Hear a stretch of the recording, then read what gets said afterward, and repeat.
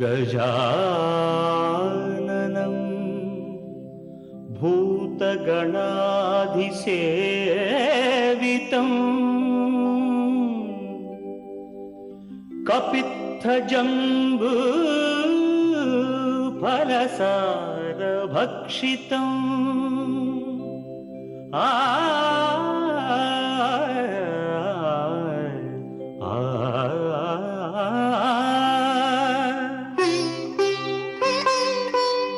उमासुतं शोकविनाशकारणं नमामि विघ्नेश्वर पादपङ्कजम्।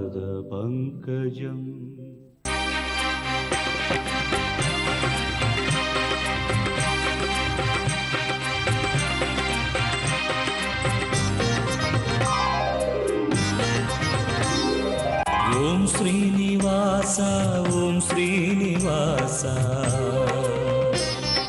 ओम श्रीनिवास ओम श्रीनिवास நாள்தோறும் உன்னை நான் பாட வேண்டும் நான் பாடவும் தன் அருளாசி வேண்டும் ஏழு ஸ்வரங்களுமே ராகம் இசைத்திடுமே ஏழு ஸ்வரங்களுமே ராகம் இசைத்திடுமே ஏழு மலை கரசே ஏழு மலை கரசே ஓம் ஸ்ரீனிவாசா ஓம் ஸ்ரீனிவாசா ஓம் ஸ்ரீனிவாசா ஓம் ஸ்ரீனிவாசா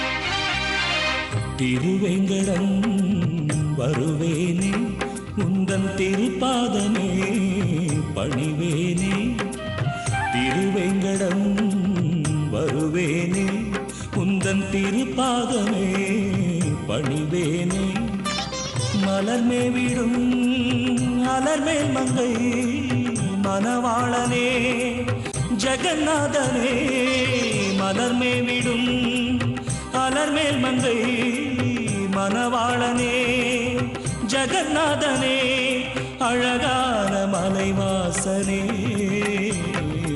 ஓம் ஸ்ரீனிவாச ஓம் ஸ்ரீனிவாச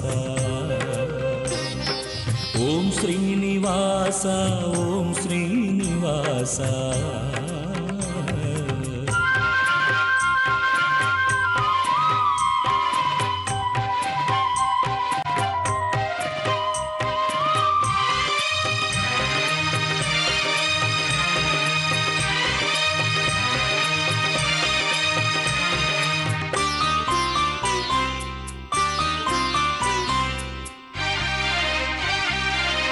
உனக்காகவே இசைத்தேனே என்றும் உன் பேரையே நினைத்தேனே உனக்காகவே இசைத்தேனே என்றும் உன் பேரையே நினைத்தேனே கருணாலயம் அருளாலயம் கமலாலயம் உனதாலயம் கருணாலயம் அருளாலயம் கமலாலயம் உனதாலயம் அருள்வாயே கோவிந்தா ஓம் ஸ்ரீனிவாச ஓம் ஸ்ரீனிவாச ஓம் ஸ்ரீனிவாச ஓம் ஸ்ரீனிவாச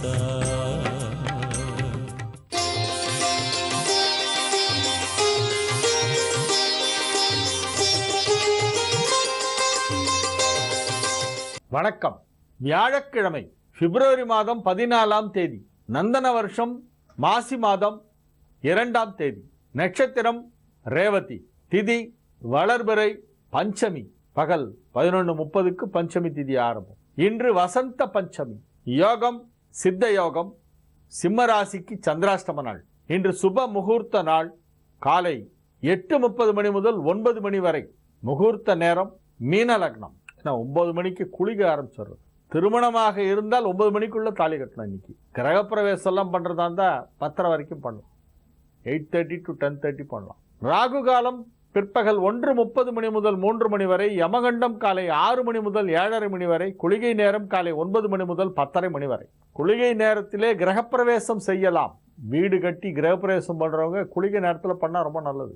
கல்யாணம் மட்டும்தான் குளிகையில் பண்ணக்கூடாது. குளிகையில் எது செய்தாலும் அது மீண்டும் மீண்டும் நடக்கும். கிரகப்பிரவேசம் இன்னொரு தரம் பண்ணா நல்லதானே. இன்னொரு வீடு வாங்குவீங்க. இன்னொரு வீடு வாங்குற வாய்ப்பு கிடைக்கும் வாழ்க்கையில். ஆனால் கல்யாணம் இன்னொரு தரம் பண்ணிக்கூடாது இல்லையா? அதனால திருமண முகூர்த்தத்தை குளிகையில் தவிர்க்க வேண்டும். குளிகையில் எது செஞ்சாலுமே அது ரிப்பீட் ஆகும்னு சொல்லுவாங்க. அது நல்ல விஷயமா இருந்தாலும் சரி, கெட்ட விஷயமா இருந்தாலும் சரி, குளிகையில் செய்யப்படும் செயல்கள் மீண்டும் நடைபெறுமா. நகை வாங்கணும்னா குளிகை நேரத்தில் போய் வாங்கலாம். நிறைய சேரும். வெளிநாடு கிளம்பும்போது குளிகை நேரத்தில் கிளம்பணும். வீட்டிலேருந்து அடிக்கடி ஃபாரின் ட்ரிப் போகலாம். வாழ்க்கையில் எதெல்லாம் மீண்டும் மீண்டும் நடந்தால் மகிழ்ச்சியாக இருக்குமோ அதையெல்லாம் குளிகையில் செய்யலாம். நல்ல நேரம் என்னும் சுப ஹோரைகள் 9 மணி முதல் 12 மணி வரை. பிற்பகல் 4 மணி முதல் இரவு 7 மணி வரை. இரவு 8 மணி முதல் 9 மணி வரை. இன்றைய கிரக நிலவரம். மேஷத்தில் கேது, ரிஷபத்தில் குரு, துலாமில் சனி ராகு, மகரத்தில் சுக்கிரன், கும்பத்தில் சூரியன் செவ்வாய் புதன், மீனத்தில் சந்திரன்.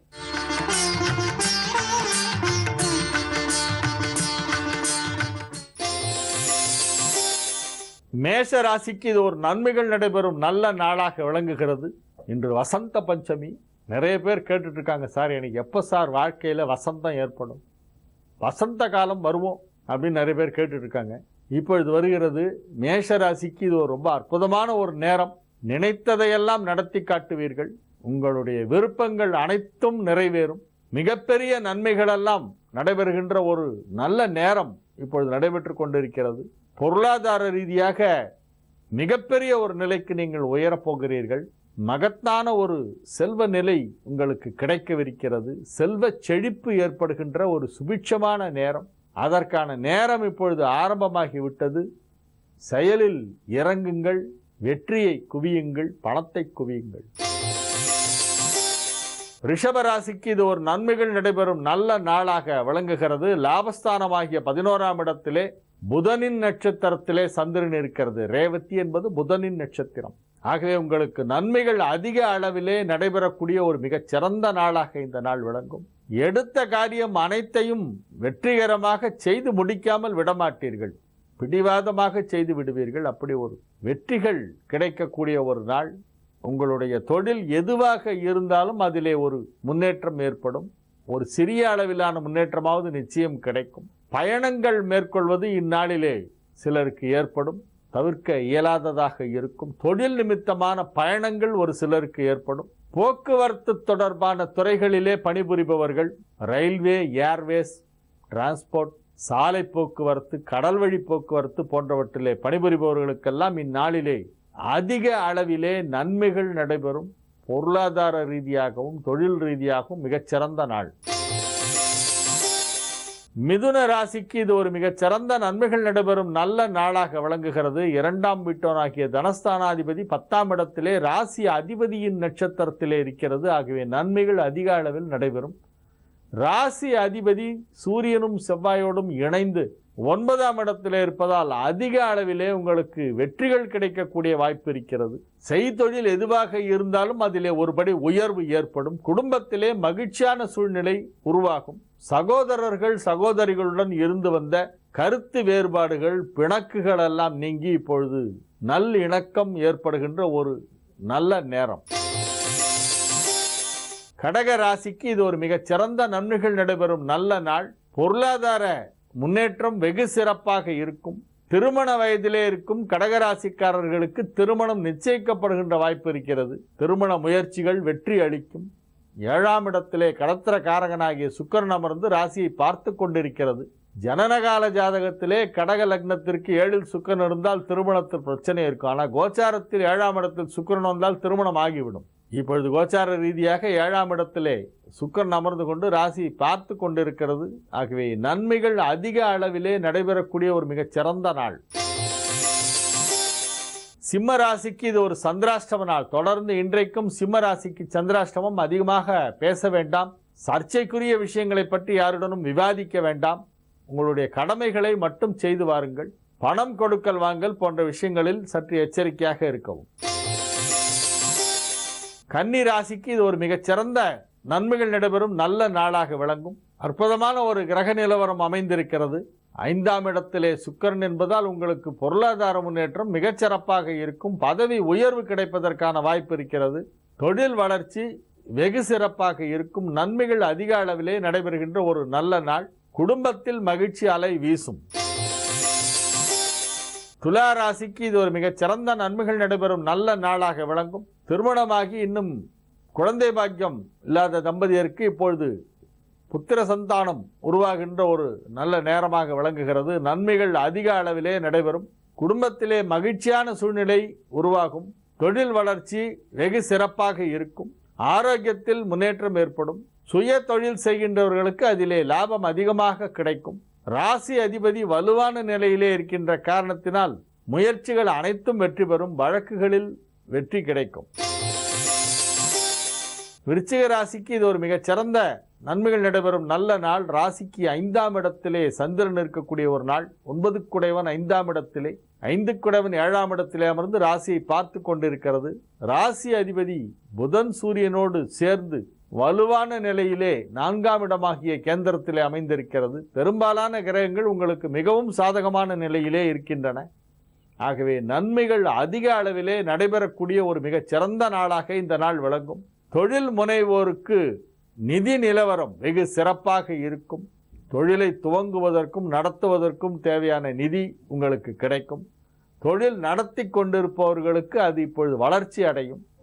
ஒரு சிலர் தமது தொழில் நிறுவனத்தை, தொழில் ஸ்தாபனத்தை விற்பனை செய்துவிட்டு தொழிலிலிருந்து ஓய்வு பெறலாம் அல்லது வேறு ஏதாவது செய்யலாம் என திட்டமிடுவார்கள். அவ்வாறு திட்டமிட்டாலும் அதுவும் இப்பொழுது நடைபெறும். ஆகவே நன்மைகள் நடைபெறக்கூடிய ஒரு நல்ல நாளாக, தொழில் ரீதியான நன்மைகள் அதிக அளவிலே நடைபெறக்கூடிய ஒரு நல்ல நாளாக இந்த நாள் விளங்கும். தனுசு ராசிக்கு இது ஒரு நன்மைகள் நடைபெறும் நல்ல நாளாக விளங்குகிறது. ராசிக்கு 4ஆம் இடத்திலே சந்திரன், 11ஆம் இடத்திலே உச்சம் பெற்றுள்ள சனியால் ஒரு சிலருக்கு பொருளாதார முன்னேற்றம் வெகு சிறப்பாக இருக்கும். பதவி உயர்வு கிடைப்பதற்கான வாய்ப்பு இப்பொழுது பிரகாசமாக காணப்படுகிறது. 9, 10 ஆகிய வீடுகளுக்கு அதிபதியான கிரகங்கள் ஒன்றாக 3ஆம் இடத்திலே இணைந்திருப்பதால் ஒரு யோகம். ஆகவே ஒரு சில நன்மைகள் நடைபெறும். குடும்பத்தில் அமைதி நிலவும். சர்ச்சைகள், சண்டை சச்சரவுகள், கருத்து வேறுபாடுகள் ஏதேனும் இருந்தால் அவையெல்லாம் மறைந்துவிடும். கல்வி பயிலும் மாணவ மாணவியருக்கு கல்வி முன்னேற்றம் வெகு சிறப்பாக இருக்கக்கூடிய நல்ல நாள். மகர ராசிக்கு இது ஒரு மிகச் சிறந்த நாள். மகிழ்ச்சியான நிகழ்ச்சிகள் நடைபெறும். திருமண வயதிலே இருப்பவர்களுக்கு திருமணம் நிச்சயிக்கப்படுகின்ற வாய்ப்பு இருக்கிறது. கலைத்துறை சார்ந்தவர்களுக்கு அதிலே மிகப்பெரிய முன்னேற்றம் ஏற்படக்கூடிய வாய்ப்பு இருக்கிறது. தொழில் வளர்ச்சி வெகு சிறப்பாக இருக்கும். ஆடை ஆபரணம், அழகு பொருட்கள், வண்ண வண்ண பொருட்கள், உணவுப் பொருட்கள் போன்றவற்றை தொழிலாக கொண்டவர்களுக்கெல்லாம் அதிக அளவிலே நன்மைகள் நடைபெறும். உணவுத்துறை சார்ந்தவர்களுக்கு மிகப்பெரிய நன்மைகள் நடைபெறும். பொருளாதார முன்னேற்றம் சிறப்பாக இருக்கும். நன்மைகள் நடைபெறும் நல்ல நாள். கும்ப ராசிக்கு இது ஒரு மிகச் சிறந்த நன்மைகள் நடைபெறும் நல்ல நாளாக விளங்கும். கல்வி பயிலும் மாணவ மாணவியர் வெகு சிறப்பாக தமது கல்வியிலே முன்னேற்றம் அடைவார்கள். இந்த வருடம் பொதுத் தேர்வு எழுதவிருக்கும் மாணவ மாணவியர் தங்களது கல்வியிலே அதிக மதிப்பெண்கள் வாங்குவதற்கான வாய்ப்பு மிகவும் வலுவாக இருக்கிறது. உயர்கல்விக்கான வாய்ப்பு சுலபமாக கிடைக்கும். நன்மைகள் அதிக அளவிலே நடைபெறும். தொழில் வளர்ச்சி வெகு சிறப்பாக இருக்கக்கூடிய ஒரு நல்ல நாள். மீன ராசிக்கு இது ஒரு மிகச் சிறந்த நன்மைகள் நடைபெறும் நல்ல நாளாக விளங்குகிறது. ராசியில் சந்திரன், 5 குடையவன் பூர்வ புண்ணியஸ்தானாதிபதி சந்திரன் வளர்பிறை சந்திரனாக ராசியிலே அமர்ந்து கொண்டிருப்பதால் பதவி உயர்வு ஒரு சிலருக்கு கிடைக்கும். அலுவலகத்திலே உள்ள பிரச்சனைகள் முடிவுக்கு வரும். பொருளாதார ரீதியாக ஓரளவு நன்மைகள் நடைபெறுகின்ற ஒரு நாளாக இந்த நாள் விளங்கும். ஆரோக்கியம் சிறந்து விளங்கும். ஒரு சிறிய இடைவேளைக்கு பிறகு பரிகார ஸ்தலங்கள் பகுதியிலே நட்சத்திரங்களின் ஆலயங்கள் நிகழ்ச்சியை பார்ப்போம்.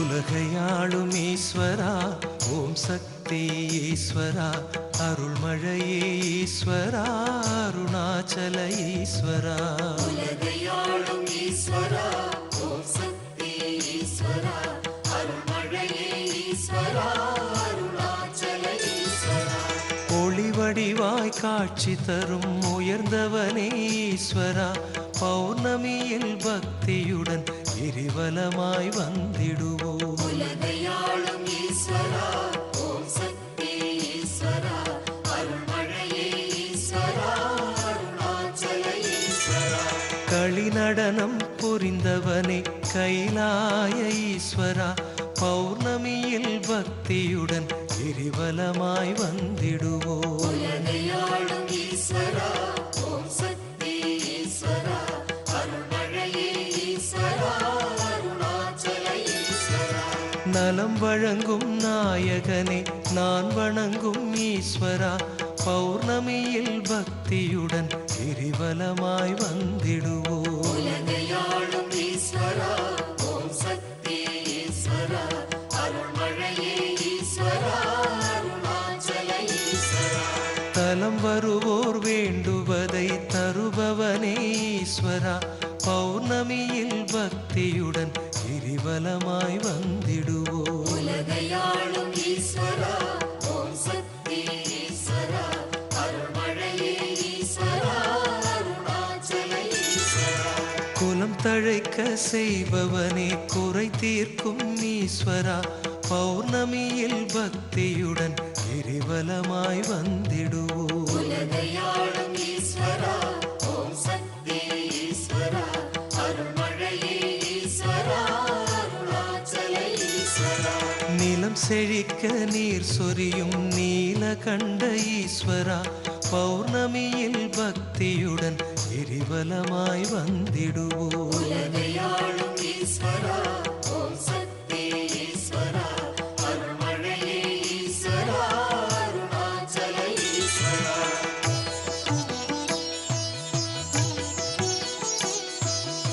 உலகையாளும் ஈஸ்வரா ஓம் சக்தி ஈஸ்வரா அருள்மழையே ஈஸ்வரா அருணாச்சல ஈஸ்வரா உலகையாளும் ஈஸ்வரா ஓம் சக்தி ஈஸ்வரா அருள்மழையே ஈஸ்வரா அருணாச்சல ஈஸ்வரா உமையவளின் துணைவனே உனை பணிந்தோம் ஈஸ்வரா பௌர்ணமியில் பக்தியுடன் கிரிவலமாய் வந்திடுவோம் உலகையாளும் ஈஸ்வரா ஓம் சக்தி ஈஸ்வரா அருள்மழையே ஈஸ்வரா அருணாச்சல ஈஸ்வரா தவம் இருந்தால் பெரும் பயனை தருபவனே ஈஸ்வரா பௌர்ணமியில் பக்தியுடன் கிரிவலமாய் வந்திடுவோம் உலகையாளும் ஈஸ்வரா ஓம் சக்தி ஈஸ்வரா அருள்மழையே ஈஸ்வரா அருணாச்சல ஈஸ்வரா சுமையெனவே வரும் துன்பம் தீர்ப்பவனே ஈஸ்வரா பௌர்ணமியில் பக்தியுடன் கிரிவலமாய் வந்திடுவோம் உலகையாளும் ஈஸ்வரா ஓம் சக்தி ஈஸ்வரா அருள்மழையே ஈஸ்வரா அருணாச்சல ஈஸ்வரா எமையாளும் ஒரு தெய்வம் நீதானே ஈஸ்வரா பௌர்ணமியில் பக்தியுடன் கிரிவலமாய் வந்திடுவோம் உலகையாளும் ஈஸ்வரா ஓம் சக்தி ஈஸ்வரா அருள்மழையே ஈஸ்வரா அருணாச்சல ஈஸ்வரா எளியவரின் அன்புதனை ஏற்பவனே ஈஸ்வரா பௌர்ணமியில் பக்தியுடன் கிரிவலமாய் வந்திடுவோம் உலகையாளும் ஈஸ்வரா ஓம் சக்தி ஈஸ்வரா அருள்மழையே ஈஸ்வரா அருணாச்சல ஈஸ்வரா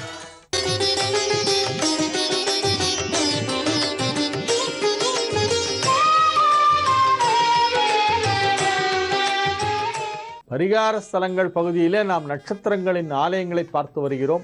சதய நட்சத்திரக்காரர்கள் வழிபட வேண்டிய கோவில்கள், கடம்ப மரம் தலவிருட்சமாக உள்ள கோவில்கள் ஆகியவற்றை நாம் வரிசையாக பார்த்து வருகிறோம். அதிலே இன்றைய தினம் நாம் தெரிந்து கொள்ளவிருப்பது கடலூர் மாவட்டத்திலே காட்டுமன்னார் கோவிலுக்கு தென்மேற்கே 5 கிலோமீட்டர் தொலைவிலே இருக்கின்ற மேலக்கடம்பூர் என்னும் ஒரு கிராமம். ஒரு அழகான ஒரு சிற்றூர். அங்கே கடம்ப மரம் தலவிருட்சமாக இருக்கிறது. ஒரு மிக அற்புதமான ஒரு கோவில். தேர் வடிவிலே அமைந்த ஆலயம். தூரக்கேந்து பார்க்கறதுக்கு ஒரு ரதம் நின்றுட்டு இருக்கு, தேர் நிற்குதுன்னு நினைப்போம். தேர் வடிவிலே அமைந்த ஆலயத்திலே ஈசன் எழுந்தருளியிருக்கிறார். ரதேபியோ என்று ஸ்ரீருத்ரத்திலே ஈஸ்வரனுக்கு ரதம் என்று ஒரு திருநாமம் உண்டு. ரதேபியோ ரதபதிபியஸ்ய நமஹ என்று ஸ்ரீருத்ரம் சொல்லும். இந்த தலத்திலே ருத்ரகோடீஸ்வரனாக இறைவன் அங்கே காட்சியளிக்கிறார். கோடி சிவலிங்கங்களை இந்திரன் பிரதிஷ்டை செய்த இடம். இந்திரன் ஒருமுறை இங்கே வந்து இந்த ரதத்தை இழுத்து செல்ல முயன்றான். சக்கரங்களை பூட்டி குதிரைகளை கட்டி இந்த ரதத்தை அப்படியே பெயர்த்து எடுத்து சென்று விடலாம் என முயற்சி செய்தான். ஆனால் விநாயகப் பெருமான் அதை சுண்டு வரலால் தடுத்து நிறுத்திவிட்டார். பிறகு விநாயகப் பெருமானை வேண்டி துதித்து தன்னை மன்னித்தருளுமாறு இந்திரன் கேட்டுக்கொண்ட பொழுது 1 கோடி சிவலிங்கத்தை பிரதிஷ்டை செய்து இந்த பாவத்தை போக்கிக்கொள் என்று சொல்ல, ருத்ர கோடீஸ்வரராக சிவபெருமானை இங்கே வணங்கி அவரை இங்கே எழுந்தருளச் செய்து பூஜித்து அருள் பெற்றான். சாப விமோச்சனமும் பெற்றான் என்று தலவரலாறு சொல்கிறது. 1 கோடி சிவலிங்கங்களை தரிசித்த பலனா. இந்த கோவிலுக்கு போய் தரிசனம் பண்ணா 1 கோடி சிவலிங்கம் தரிசனம் பண்ண பலன். ருத்ர கோடீஸ்வரர் அங்கே இருக்கு பக்கத்தில். கடலூர் மாவட்டம் காட்டுமன்னார் கோவிலிலிருந்து தென்மேற்கே 5 கிலோமீட்டர் தொலைவிலே மேலக்கடம்பூர் என்னும் ஊரிலே சென்று தேர் வடிவிலே ஈசன் எழுந்தருளியுள்ள இந்த தலத்திற்கு சென்று சதய நட்சத்திரக்காரர்கள் வழிபட வேண்டும். இந்த ஊரிலிருந்து பக்கம்தான் ஓமாம்புலியூர். அது ஒரு பாடல் பெற்ற ஸ்தலம். திருமுறை தலங்களில் ஒன்று ஓமாம்புலியூர். அதுவும் இந்த வட்டாரத்தில் தான் இருக்குது. சிவபெருமான் அம்பிகைக்கு உபதேசம் செய்த இடம். மந்திர உபதேசங்களை சிவபெருமானே அம்பிகைக்கு செய்த இடம். அங்கே சோமாஸ்கந்தனாக குழந்தை முருகனாக அற்புதமாக எழுந்தருளியிருக்கின்ற ஒரு மிக உயர்வான ஒரு தலம். குருஸ்தலம் என்று அழைக்கப்படுகிறது. தட்சிணாமூர்த்தி இங்கே சிறப்பு வாய்ந்தது. இந்த ஓமாம்புலியூருக்கு அருகில் தான் இருக்கிறது மேலக்கடம்பூர். மேலக்கடம்பூரிலே தேர் வடிவிலே அமைந்த கோவிலிலே எழுந்தருளி இருக்கின்ற ருத்ரகோடீஸ்வரரை தரிசனம் செய்தால் கோடி சிவலிங்கத்தை தரிசனம் செய்த புண்ணியம். 1 கோடி சிவலிங்கம் தரிசனம் பண்ணோன்னா நம்மளால் வாழ்நாளில் முடியுமா? அதை ஒரே இடத்துல போய் தரிசனம் பண்ணுறதுக்காகத்தான் இந்த மாதிரி ஒரு இது. அதனால் இந்த கோவிலுக்கு ஒரு தரம் போனால் 1 கோடி சிவன் கோவிலுக்கு போன புண்ணியம்.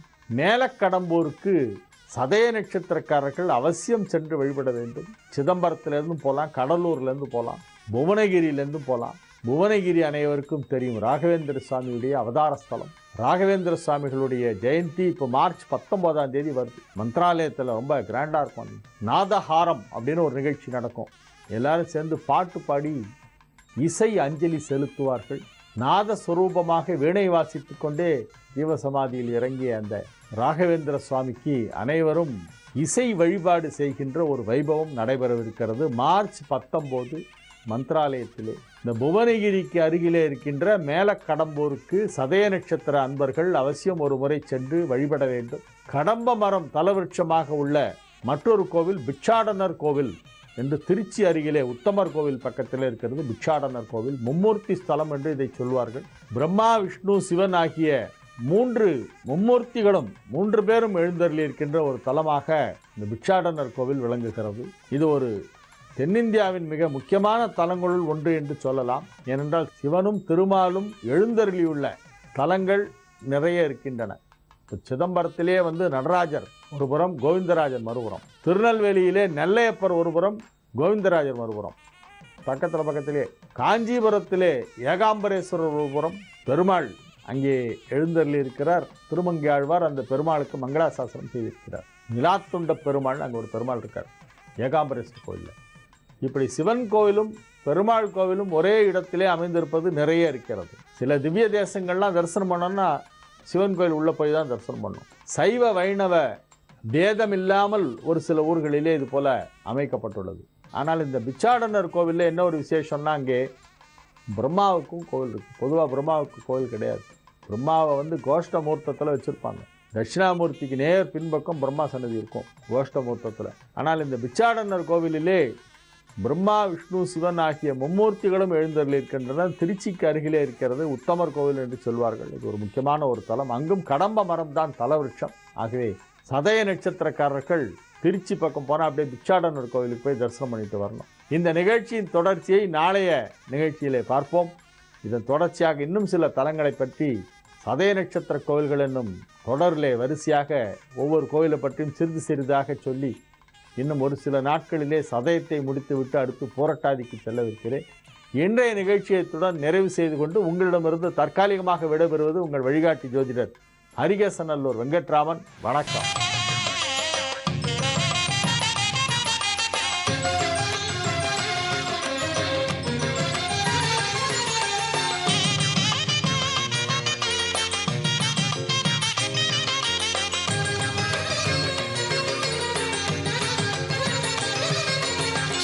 ராகவேந்திரம் குரு ராகவேந்திரம் தினம் பாடு மனமே யோகங்கள் கூடும். ஸ்ரீ ராகவேந்திரம் குரு ராகவேந்திரம் தினம் பாடு மனமே யோகங்கள் கூடும்.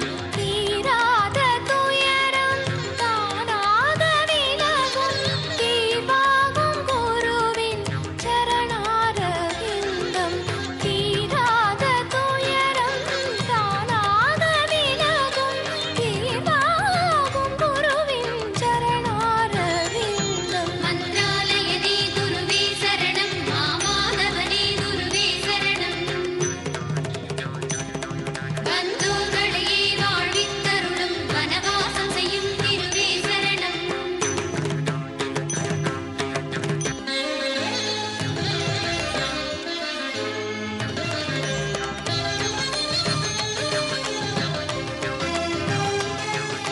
சுகமாக காலை விடுகின்ற நேரம் துறையெங்கும் கேட்கும் குரு சுப்பிரபாதம். ஜகம் வாழ வந்த ஸ்ரீராகவேந்திரன் சயனம் கலைத்தே சீரருளும் நேரம். ஸ்ரீமூல ராம பத பங்கஜலோல பிருங்க ஸ்ரீபூர்ண போத மதுரம் சுதாப்தி சந்திர ஸ்ரீ வியாசராஜ விதுஷாம்பர திவ்யமூர்த்தே ஸ்ரீராகவேந்திர பவதாத்தவ சுப்ரபாதம்.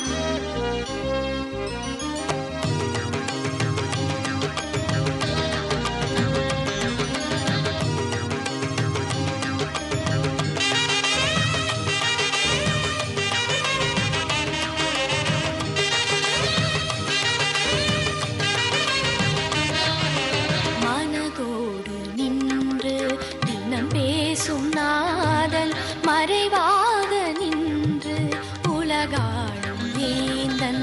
கனிவோடு வந்த நடமாடும் தேவன் காருண்ய மேகன் ஸ்ரீராகவேந்திரன். மந்திராலய நிவாசாய சீதபோமூர்த்தயே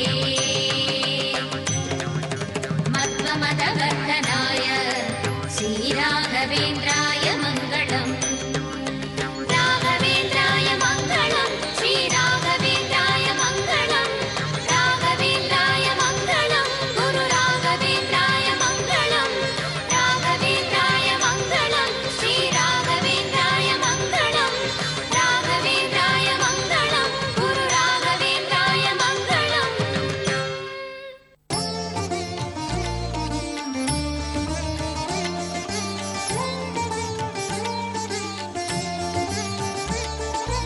யோகப்பட்டேன பத்தாங்கம் திரிநேத்திரம் சாந்த விக்கிரகம் தியாயே சமஸ்த தோஷக்னம் பாதாத்மஜமகல்மஷம். அஸ்மத் குருபியோ நமக விகனச மகா குருவே நமக. அனுமன் சுவாமிகள் ஆசீர்வாதம். வாழ்க்கையில் சில பிரச்சனைகள் கண்ணுக்கு தெரிஞ்சு வரும், சில பிரச்சனைகள் கண்ணுக்கு தெரியாமல் வரும். அரூபமாக வரக்கூடிய பிரச்சனைகளுக்கு தீர்வு தேடி அலையக்கூடியவர்கள் நிறைய. சில பேர் செய்வினைன்னு சொல்வா, சில பேர் ஏவல்னு சொல்வா, சில பேர் சூன்யம்னு சொல்வா. சூன்யம் அப்படின்றது ஒன்றும் இல்லை அப்படின்னு சொல்கிறது. இப்போ இந்த ஏவல் அப்படின்னு சொல்லும் பொழுது இந்த பிரயோகம் பண்ணக்கூடியவர்கள் மாந்திரிகர்கள் 3 குடுவை வச்சுருப்பான், மண் குடுவை. இவன் என்ன மந்திரம் சொல்லி அவளோட இஷ்ட தெய்வம் அந்த மந்திரத்தை சொல்லி அது ஒரு கல் போட்டால், அந்த குடுவையில் ஒரு கல் போட்டால் சத்ருவோட வீட்டில் கல் விழுந்துக்கிட்டே இருக்கும்வான். நெருப்பு கொளுத்தி இன்னொரு இதில் போட்டால் சதா நெருப்பால் பயம் இருந்துக்கிட்டே இருக்கும்னு சொல்லுவாள். இப்படி 3 குடிவுகளை வச்சு பிரயோகம் பண்ணுறதுன்னு சொல்லுவாள். குட்டி தாத்தான் விஷயம் பண்ணுவான், துர்தேவதைகளை வசியம் பண்ணவா, இவெல்லாம் இந்த ஏவல் செய்கிறதா சொல்லுவாள். அந்த மாதிரி ஏவலை விளக்கவும் செய்வினைகளை போக்கவும் இப்போ சொல்ல போகிற மந்திரம் பலன் தரும். சரபேஸ்வரரோட சரபமூர்த்தியோட வலது இடது பாகங்கள் இருக்கக்கூடியவர் பத்தினிகளா, சரப பத்தினிகளா சூழினி துர்க்கியும் பிரத்யங்கராவும் சொல்லுவாரா. பிரத்யங்கரா உக்ர பிரத்யங்கராவோட ஜபம் ரொம்ப அபூர்வமானது, நல்ல பலன் தரக்கூடியது. செய்வினைகளை விளக்கக்கூடியது. இந்த பிரத்யங்கராவோட மந்திரத்தை ஜபம் செய்து சித்தி பண்ணால் ஒரு ஓலையில் எழுதி நெருப்பில் போட்டிங்கன்னா, யாகத்தில் போட்டால் அது சத்துருக்களோட தொல்லை விலகும்னு சொல்லுவாள். அல்லது ஓடக்கூடிய நீரில் போடுறதும் உண்டு. ஓலையில் எழுதி ஓடக்கூடிய நீரில் போடுவாள். இது ரெண்டும் சத்துருவை நம்மக்கிட்டேருந்து விலக்கி வைக்கும்னு சொல்லுவாள். சத்துரு பய நிவர்த்தி. சில பேர் எலுமிச்சப்பழ பிரயோகம் பண்ணுற வழக்கமும் உண்டு. இந்த யாகம் சொல்லும்போது, பிரத்யங்கரா யாகம்னு சொல்லும் பொழுது உங்களுக்கு ஸ்தல சுத்தி செய்து உங்களுக்கு யாக குண்டத்தில் அக்னி பகவானை ஆவாகனம் பண்ணி பிரத்யங்கராவோட மூல மந்திரங்களால் பசு நெய் கொண்டு செய்வாள். அதுக்கப்புறம் மிளகாவத்தில் கொண்டு செய்கிற வழக்கமும் உண்டு. இப்போ இந்த தெய்வத்தை அவ்வளோ கடுமையாக ஹோமங்கள்லாம் பண்ணி நமக்கு பூஜை வழிபாடு செய்யாமல் ரொம்ப எளிமையான முறையில் தொடர்ந்து ஜபித்தாலே பலன் உண்டு. டெய்லி 108 ஒரு வீதம் ஒரு மண்டலமோ 30 நாளும் ஜபிங்க. அதுக்கப்புறம் பிரயோகம் பண்ணுங்கள். பலன் கட்டாயம் கிடைக்கும். சத்ரு பயம் இருக்காது, செய்வினை பயம் இருக்காது, ஏவல் பயம் இருக்காது, மகா பிரயோகங்களால் வரக்கூடிய தொல்லைகள் நெருங்காது. இது சுலபமான வழியில் எளிய முறையில் பலன் தரக்கூடிய ஒரு உக்ரமான தெய்வம். தொலைக்காட்சியில் தெரியறது. கவனமாக உச்சரிப்பை பார்த்து எழுதிக்கங்க. ஓம் ஷம் பக்ஷ ஜுவாலா ஜிகுவே இக் ஷா பக்ஷ. ஓம் ஷம் பக்ஷ ஜுவாலா ஜிகுவே கராள தம் ஸ்ரே. ஓம் ஷம் பக்ஷ ஜுவாலா ஜிகுவே பக்ஷ இக்கு ஷா பக்ஷ ஜுவாலா ஜிகுவே கராள தம் ஸ்ரே பிரத்யங்கரே. கராள தம் ஸ்ரே பிரத்யங்கரே. ஷம் ஹ்ரீம் ஹும் பட் ஸ்வாஹா. ஷம் ஹ்ரீம் ஹும் பட் ஸ்வாஹா. இந்த மகாமந்திரத்தை தொடர்ந்து ஜபம் பண்ணிட்டே வாங்க. வெத்தலை பாக்கு பழம் நைவேத்தியம் பண்ணலாம், இனிப்பு நைவேத்தியம் பண்ணலாம். சத்ரு பயம் அடியோடு விலகும், செய்வினை விலகும், எடுத்த காரிய இஷ்ட காரிய சித்தி கிடைக்கும். நாளைக்கு இன்னொரு அபூர்வமான மந்திரத்தை பற்றி பார்க்கலாம். ஜோதிட சிம்மம், திருவல்லிக்கேணி, சுவாமி கண்ணன் பட்டாச்சாரியா, மங்களானி.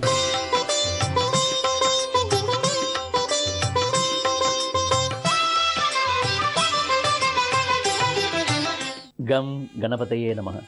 ஏகதந்தாய் வித்மஹே வக்கரதுண்டாய் தீமஹி தன்னோ தன்னி பிரச்சோதயாத். தத்புருஷாய் வித்மஹே வக்கரதுண்டாய் தீமஹி தன்னோ தன்னி பிரச்சோதயாத். ஆத்தாளை அபிராம வல்லியை அண்டமெல்லாம் பூத்தாளை மாதுளம் பூ நிறத்தாளை புவியடங்க காத்தாளை கையில் அங்குசமும் பாசாங்கமும் கரும்பு வில்லும் அங்கு சேர்த்தாளை முக்கண்ணியை தொழுவார்க்கு ஒரு தீங்கும் இல்லையே. முருகனே, செந்தில் முதல்வனே, மாயோன் மருகனே, ஈசன் மகனே, ஒருகைமுகன் தம்பியே, நின்னுடைய தண்டைக்கால் எப்பொழுது நம்பியே கை தொழுவேன் நான். அன்பு ஜி தமிழ் தொலைக்காட்சி உள்ளங்களுக்கு அடியேன் மாஸ்டர் ஸ்ரீதரின் அன்பு கலந்த பணிவு கலந்த பிரார்த்தனை கலந்த வணக்கங்கள். இறைவன் அப்படிங்கிறதுங்க இறை அவன். இந்த பெரிய இறை போட்டால் இறையவன். இறையவன் அப்படின்னாக்கா அவன் தான் சோறு. அதாவது உலகமேங்க நம்ம பிரபஞ்சத்திலேயே 5 முக்கியமாக, அதான் 5 வரகள்வாம். 5ங்கிறது என்னென்னா நம்ம உயிரே 5ஐ கொண்டு இருக்கிறதுன்றான். 5ங்கிறதுங்க அன்னகோசமயம், பிராணகோசமயம், மனோகோசமயம், விஞ்ஞான கோசமயம், ஆனந்த கோசமயம். அதாவது நம்முடைய யாத்திரை எதை நோக்கி இருக்குன்னா அன்னகோசமயம். அதாவது பிராணம் அன்னகோசமயம். உயிர் வாழ்வது எப்படின்னா உணவால் தான். பிராணம் அன்னகோசமயம், அன்னம் பிராணகோசமயம். ரெண்டும் ஒன்றுக்கு ஒன்று கலந்தது. உடல் வேணும்னா உயிர் இருக்கணும், உயிர் இருக்குன்னா உடல் இருக்கணும்.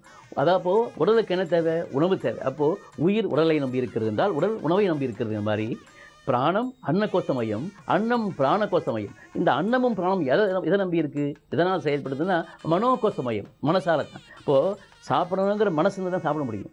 மனசே இல்லை சாப்பிடணும் சாப்பிட மாட்டான். அப்போது பிராணகோசமயம், அன்னகோசமயம், மனோகோசமயம். இது எதனாலன்னா விஞ்ஞான கோசமயம். விஞ்ஞானங்கிறது அறிவு. விஞ்ஞான கோசமயம் இதெல்லாம் எதாவது என்ன இருக்கும்? அப்போ பிராணம் இருக்குது, அன்னம் இருக்குது, மனசு இருக்குது. விஞ்ஞானம் எதுக்காக? ஆனந்த கோசமயம். ஆனந்தத்தை அடையிறதுக்காக இந்த 5 வேணுமா. அஞ்சுதல்னு சொல்கிறாங்க பாருங்கள், பயம். அது தேவையில்லையா? இந்த 5 நோக்கி நம்ம போனோம்னா அப்போ நம்ம என்ன தேவை? நம்ம என்ன சொன்னோம்னா பிராணகோசமயம், அன்னகோசமயம், மனோகோசமயம், விஞ்ஞான கோசமயம், ஆனந்த கோசமயத்துக்கு அந்த ட்ராவலிங்கை தான் சிந்தனையில் இருக்குங்க. இதை சிந்திச்சு போகணும். அதாவது ஒரு ஊருக்கு போகிறோம்னா எந்த ஊருக்கு போகணும் அப்படின்னு முதல்ல கேட்பாங்க.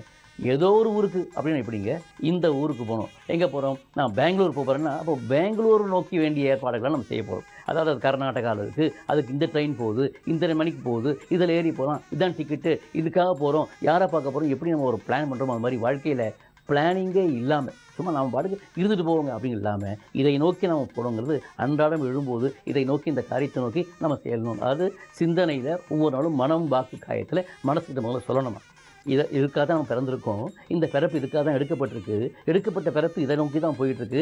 நாம் ஒரு போலீஸ்கார், நாம் ஒரு வக்கீல், நான் ஒரு ஆசிரியர், நான் ஒரு தச்சன், நான் ஒரு கார்பெண்டர், நான் ஒரு நடிகன், நான் ஒரு கலைஞன், நான் ஒரு எழுத்தாளர், நான் ஒரு அப்படி ஒவ்வொருத்தருக்கும் ஒரு பொறுப்பு கொடுக்குற மாதிரி இதை நோக்கி செய்தால் தான் இந்த வெற்றி அடைய முடியுங்கிற மாதிரி ஒவ்வொருத்தரும் அவங்களுக்கு தேவையான மூட்டைன்னு அறிவு மூட்டையை சுத்தப்படுத்திக்கணுமா, தேக்கிக்கணுமா, சிந்திக்கணுமா. ஆக தான் சிந்தனை செய்வனமேனு மனசு சிந்திக்க சொல்கிறான். ஏன்னா மனோபசுமையும் ரொம்ப முக்கியமானது. இந்த அன்னமும் பிராணமும் ஆட்டோமேட்டிக்காக உடம்புல இருக்குது. பிராணம் தான் நமக்கு அன்ன சபதான் பிராணம் இருக்குது. அதாவது உணவுங்கிறது இருப்பதால் தான் உடல் இருக்குது, உடல் இருக்கிறதால் தான் உயிர் இருக்குது. இந்த உயிரும் உடலும் ஒன்றோடு ஒன்று கலந்துருக்கு. நான் இப்போ சொல்லியிருக்கேன் உங்களுக்கு, உயிரும் மனமும் ஒன்றும் போது உண்மை எங்கே விளங்குது, உயிரும் மனமும் ஒன்றும் போது உண்மை எங்கே விளங்குது, உலகம் உன்னில் உதயம் என்ற விவரம் அங்கே தெரியுது, எண்ணம் ஒன்றே எங்கும் எதிலும் எளிதாய் வழியை வகுக்குது, எடுப்போர்க்கெல்லாம் துடுப்பாக இயக்கும் இறைவன் மொழியை உரைக்குது, உரைவோம். உரைவோம்னா உரை ஓம், உணர்வோம் அப்படின்னா உணர் ஓம்னா அதை உரைவோம்னா ஓம் என்பதை உணர்வோம். ஓம்ங்கிறதுங்க பிரபஞ்சம். அதாவது இந்த பஞ்ச பூதம் சொல்கிறோம்ல, அந்த பஞ்சபூதங்களும் இந்த பஞ்ச கோஷ மையத்தில் இருக்கான். அந்த பஞ்ச கோஷ மையத்தை நினைக்கிறது தான் சிந்தனை செய்மடனே. அப்போ சிந்திச்சு என்ன வரும்னாக்கா, எப்படி நம்ம ஆட்டோமேட்டிக்காக நல்ல உடற்பயிற்சி செஞ்சு நேரத்துக்கு சாப்பிட்டு கரெக்டாக ஒழுங்காக எல்லா தரையும் சிரத்தையாக செஞ்சோம்னா எப்படி ஒரு ஆனந்தமும் ஆரோக்கியமும் கிடைக்குமோ, அதே மாதிரி நம்ம வாழ்க்கையில் நம்ம ஒரு ஸ்கேல் பண்ணிக்கணுங்கிறான்.